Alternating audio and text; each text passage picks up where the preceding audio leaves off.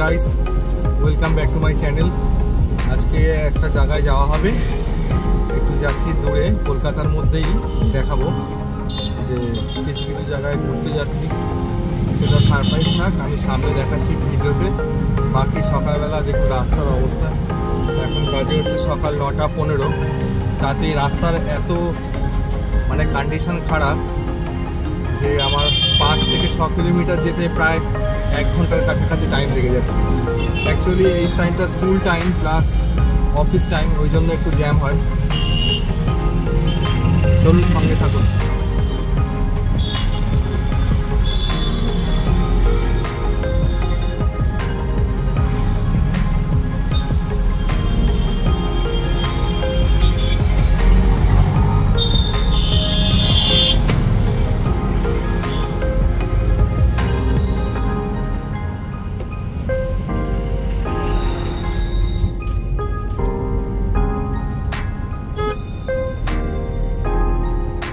কেউ কাউকে দাদা এখনকার দিনে সাইড দিতে চায় না। বাইকওয়ালাদের অবস্থা দেখুন, সব মাঝখানে এসে ঢুকে যাবে। যারা আপনারা রাস্তায় গাড়ি চালান, যারা আমার ভিডিও দেখছেন, তাদের মধ্যে কেউ কেউ যারা চালান তারা এই অভিজ্ঞতা অবশ্যই আছে যে সিটির মধ্যে যতক্ষণ না হাই রোডে উঠছি ততক্ষণ এরকম বাইক আর রিক্সা ভ্যানের উৎপাত তো থাকবেই। এইসব নিয়েই চলতে হবে আর কি। দেখুন অবস্থা, বাইক নিয়ে সামনে যাচ্ছে, আমি তখন থেকে পেছন পেছন চলেই যাচ্ছি, কিন্তু কোনো রেসপন্স নেই। হর্ন দিলেও কিছু শোনে না। ওরা আগে যাবে, আপনাকে পেছনে পেছনে যেতে হবে। সে আপনার বড় গাড়ি হোক, সাইকেল হোক আর যাই হোক, সাইড দেবে না। জোর করে বেশি হর্ন দিলে দাঁড়িয়ে দাদাগিরি দেখাবে।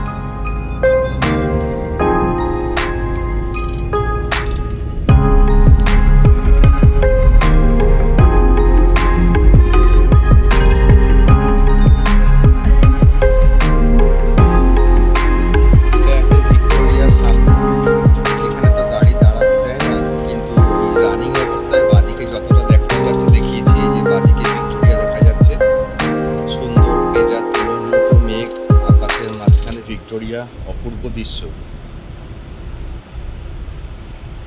ঠিক পুজোর আগে যেটা শরৎকালের মেঘ থাকে সেই রকমই একটা লাগছে।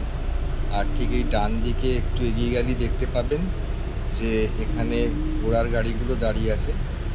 যারা এখানে নিজেরা চড়তে পারেন বা নিজেদের একটু রাজকীয় ফিল দিতে পারেন, যে রাজার মতো কলকাতা শহরে ঘোড়ার গাড়ি চড়ার একটা ফিলিংই আলাদা, তারা এখানে হায়ার করে চড়তে পারবেন।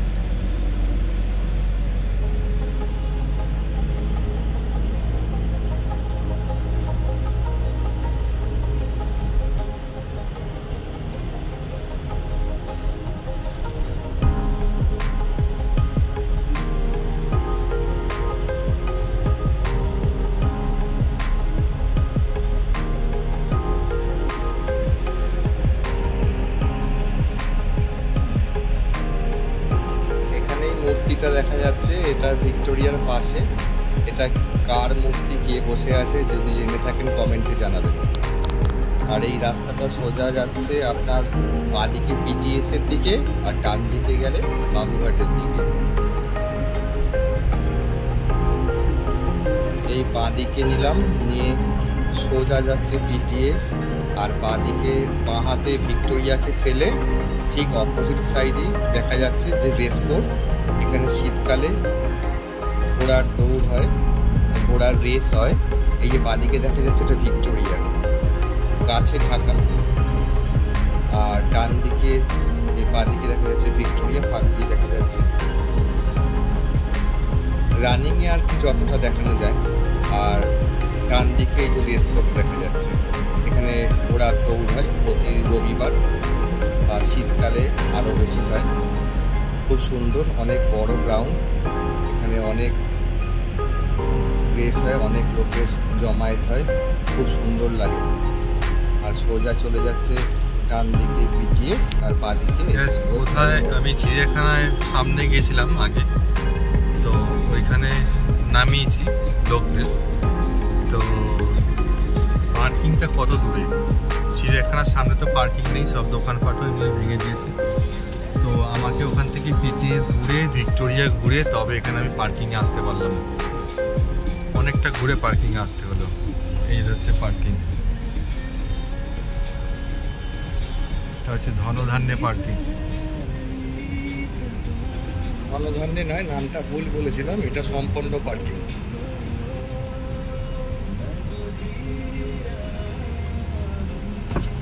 পার্কিং কত? পার্কিং 25 টাকা ঘন্টা। কোথাটায় রাখবো? এটা ছাওয়া দেখে আমি যে থাকবো গাড়িতে, আমি থাকবো, আমি তো গাড়িতে থাকবো, দরকার হলে সরিয়ে দেবো। গাইস পার্কিং পেয়ে গেছি এখানে। আর এখানে ব্যাটারি ট্যাক্সিগুলো সব চার্জের ব্যবস্থা আছে।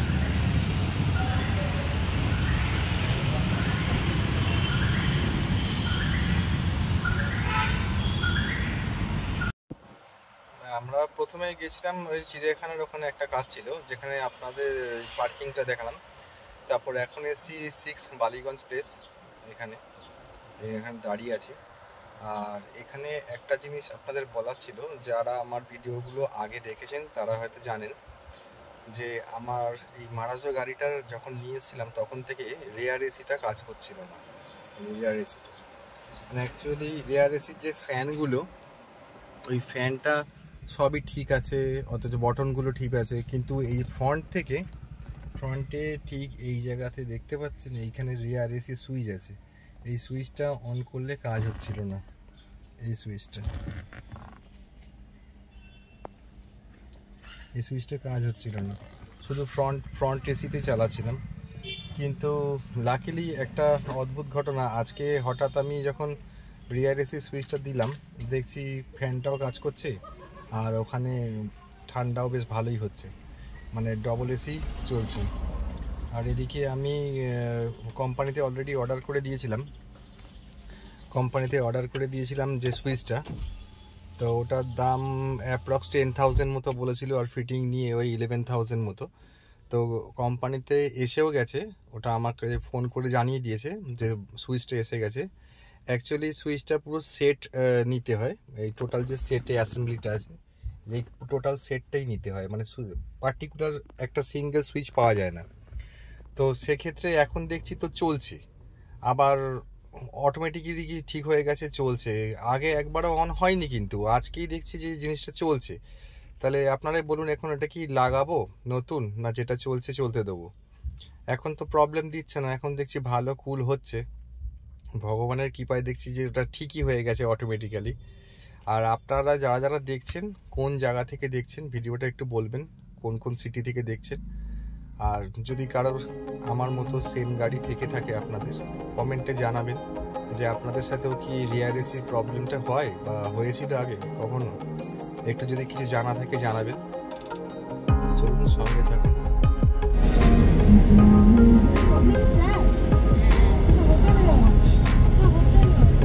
এটা হচ্ছে মা উড়ালপুর। এটা এই বাঁদিকে দেখছেন যে ফ্লাইওভারটা উপরে উঠে দিকে গেছে, ওটা হচ্ছে গড়িয়ার দিকে গেছে। আর আমরা যাচ্ছি সোজা, এটা পা দিকে নেমে যাবে ওই চিংড়িঘাটা মেট্রোপলিটন বাইপাসের ওখানে। আর এই টার্নিংটা নিয়েই পা দিকে রয়্যাল বেঙ্গল আইটিসি সোনার বাংলা দেখা যায়। খুব সুন্দর লাগে এই জায়গাটা। যারা কলকাতার বাইরে থেকে দেখছেন তারা দেখুন, এই রাস্তাঘাটগুলো খুব ভালো সুন্দর লাগে। এখান থেকে গাড়ি ড্রাইভ করতেও খুব মজা লাগে, পরিষ্কার পরিচ্ছন্ন। এই বাঁদিকে বড় বড় বিল্ডিং দেখা যাচ্ছে, রয়্যাল বেঙ্গল আইটিসিও বাঁধে আছে। এটা চলে এসেছি ইকো পার্কে।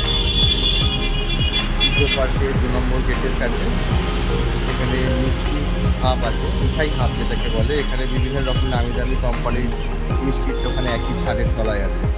আর ওই অপোজিট সাইডে মেট্রো লাইন তৈরি হচ্ছে। এখন এসে গেছি ইকো পার্কের কাছে। ইকো পার্কের 3 নম্বর গেট এটা। এখানে ইকো পার্কের ভেতরের ভিডিওটা পরে নিয়ে আসবো, কারণ এখন আসার ভিডিওটা যেহেতু অনেকগুলো জায়গা ঘুরে এসেছি, আর কিছু কিছু কলকাতায় আসার সময় যে ভিউগুলো দেখাবার চেষ্টা করেছি যতটা পেরেছি, যতটা সম্ভব হয়েছে। এখন ইকো পার্কে 3 নম্বর গেটের সামনে আছি। এখন টাইম হচ্ছে প্রায় 6:10, আর ভেতরটা ঘুরে দেখতে গেলে আরও বড় ভিডিও হয়ে যাবে। তো ওটা আবার সেকেন্ড পার্টে নিয়ে চলে আসছি। সঙ্গে থাকবেন। যদি ভিডিওটা ভালো লাগে একটু লাইক করবেন। কিছু কিছু কলকাতার ভিউ দিয়েছি, এখানে ভিক্টোরিয়া আছে, সেগুলো যদি ভালো লেগে থাকে, যারা বাইরে থেকে দেখছেন হয়তো কলকাতা শহরের রাস্তাঘাটটা দেখার ইচ্ছা বা দেখতে আসেননি এখনও, তাদের জন্য রইল ভিডিওটা। একটু যদি ভালো লেগে থাকে তাহলে লাইক করবেন, আর আগামী দিনে রেগুলার ব্লগ, ডেলি ব্লগ নিয়ে আসার চেষ্টা করব। সঙ্গে থাকবেন।